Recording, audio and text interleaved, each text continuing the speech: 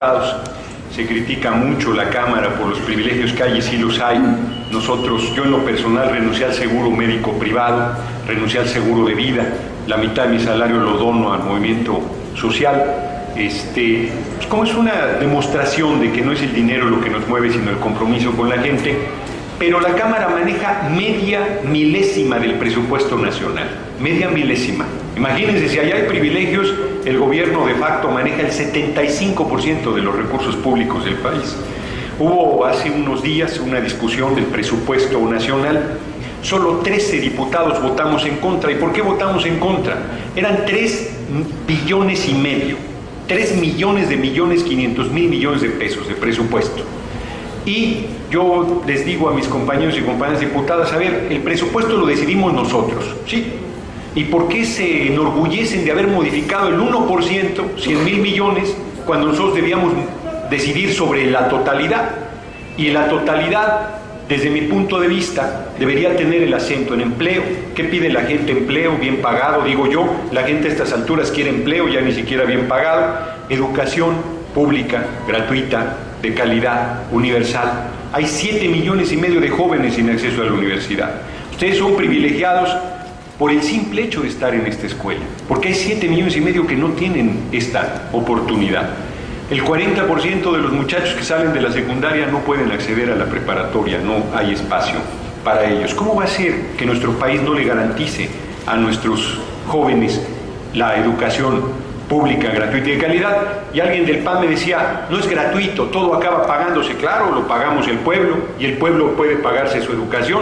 Lo que es un sinsentido es que no haya para educación y le demos 1 billón de pesos a la banca extranjera de subsidio del rescate bancario del FOBAPROA. Este año son 16,500 millones de pesos para la banca extranjera. Le damos dinero a Citigroup, que es el dueño de Citibank, el grupo más poderoso del mundo.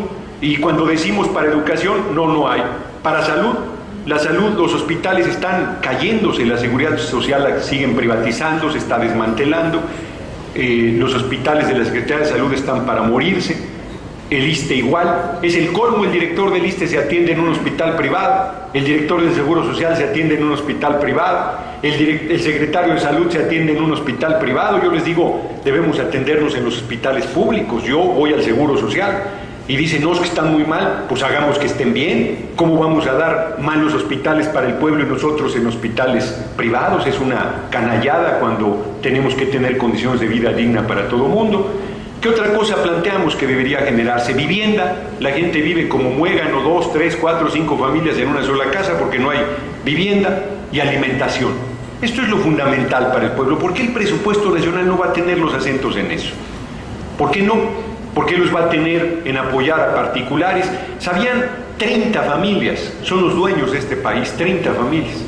Ganan, si pagaran impuestos, estas 30 familias pagarían 500,000 millones de pesos ellos solos, y no pagan nada. FEMSA, que tiene Coca-Cola, paga el 1.52%, Cemex, que tiene el monopolio de cemento, 1.52%, Bimbo, que tiene el monopolio del pan industrializado, 1.52%, Maseca, que tiene el monopolio del maíz, 1.52%, Telmex, que es de los que más paga 6%, y los hijos de vecinas pagamos 29% de impuesto sobre el producto de la renta.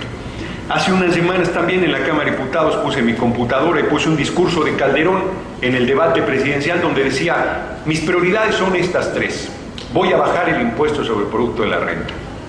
Pues no fue. Voy a manejar los recursos públicos en caja de cristal. No habrá fideicomisos, no habrá subejercicios, no habrá ninguna tropelía, justo lo contrario de lo que ha sucedido. Y luego decía, mis acentos serán educación, salud y carreteras. Falso también. Y luego cierra, conmigo la gente, con mi gobierno se van a poder comprar un carro, se van a poder comprar una casa, se van a poder cambiar la cocina, pero absolutamente falso. Yo sostengo que para entender a Calderón es muy sencillo, todo es al revés. Si dice que va a bajar la gasolina, va a subir, van 11 alzas en lo que va del año. Si dice que va a quitar la tenencia, es que la va a dejar. Si dice que va a bajar los impuestos, es que los va a subir. Si dice que va a defender el petróleo, lo está entregando a las transnacionales del petróleo. Aquí hago un pequeño paréntesis. La gente luego dice, a mí el petróleo, ¿de qué me sirve? 1 de cada 3 escuelas se hizo con dinero del petróleo. 1 de cada 3 escuelas. 1 de cada 3 hospitales, 1 de cada 3 carreteras. Hoy en día el 40% del presupuesto de esta escuela sale del petróleo. Hoy en día. Es muy importante la riqueza petrolera y les informo que la Cámara de Diputados, por ejemplo, votó por mayoría $65 el precio del barril y de los $65, $32.50 van a las transnacionales del petróleo, de nuestra riqueza que pertenece al país. En vez de usarlo en educación, en vez de salud, en vez de vivienda, en vez de empleo, va a las transnacionales del petróleo. Dice el canalla de Calderón, yo no estoy entregando el petróleo, no, estás entregando la ganancia, la renta petrolera, la riqueza del país. Entonces, dice que va a agarrar al Chapo, pues no lo va a agarrar. Todo lo que dice es exactamente al revés.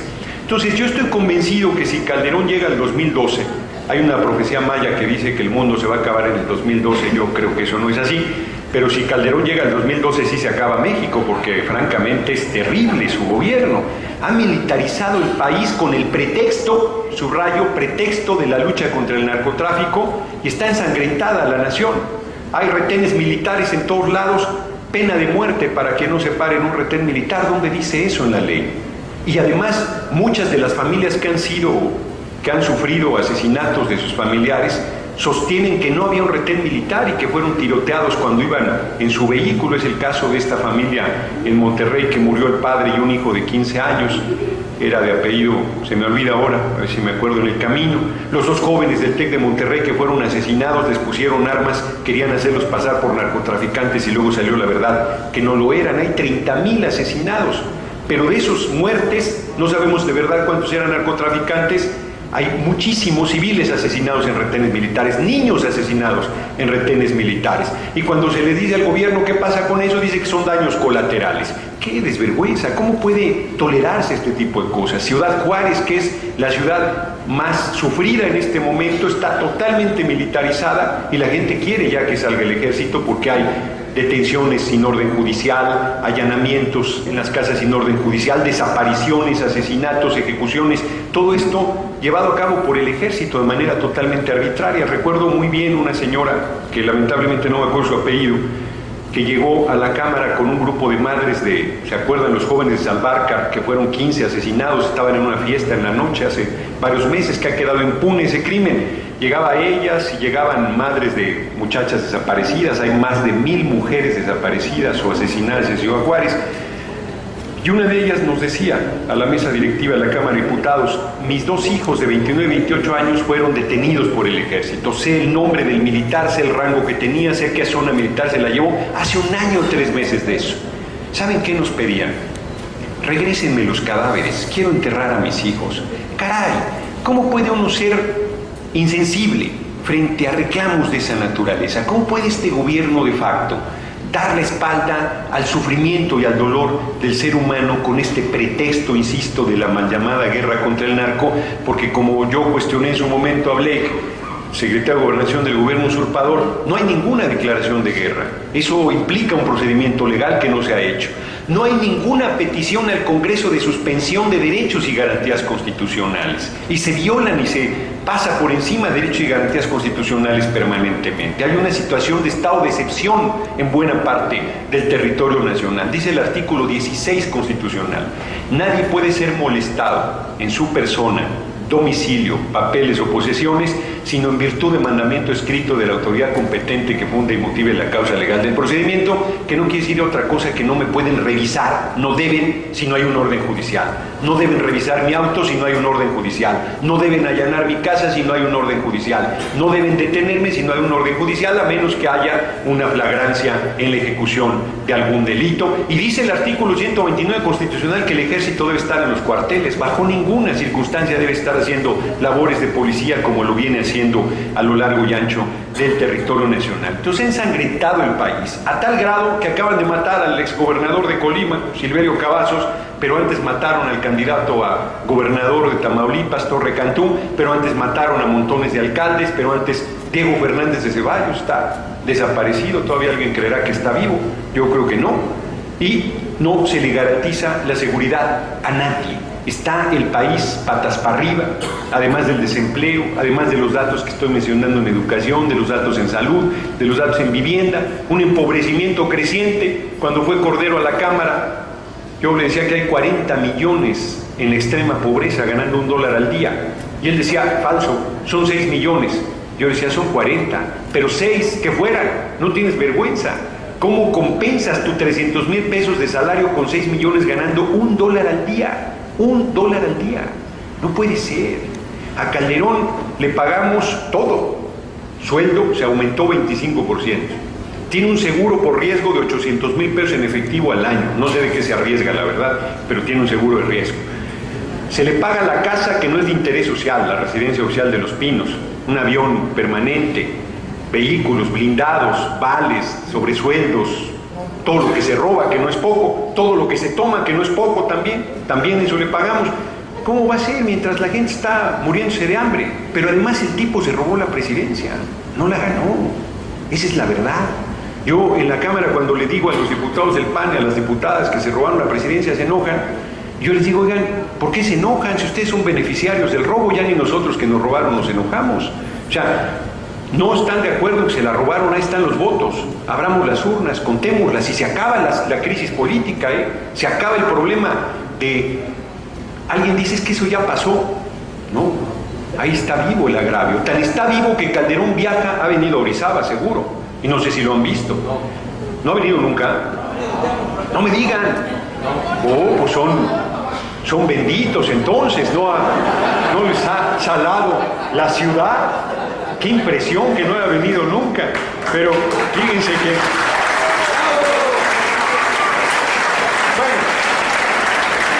Pues si les hubiera tocado que hubiera venido, hubieran pasado un día precioso con vallas, rejas, el Estado Mayor Presidencial, el Ejército, la Policía Federal, la Policía del lugar. Yo les digo que a estas alturas no se le puede acercar ni su mujer a Calderón. Está imposible el asunto. Entonces, si él hubiera ganado, no tendría problema en acercarse al pueblo, no tendría problema en estar haciendo cosas, pero se juntan las dos, se junta su ilegitimidad con su incapacidad, se junta su falta de autoridad moral y política con su brutal incapacidad, con su corrupción. Está un libro, Anabel, hay muchos, Anabel Hernández, camisas azules, manos negras, documenta toda la corrupción del panismo en torno a Petróleos Mexicanos, con el español que ya se murió, Muriño.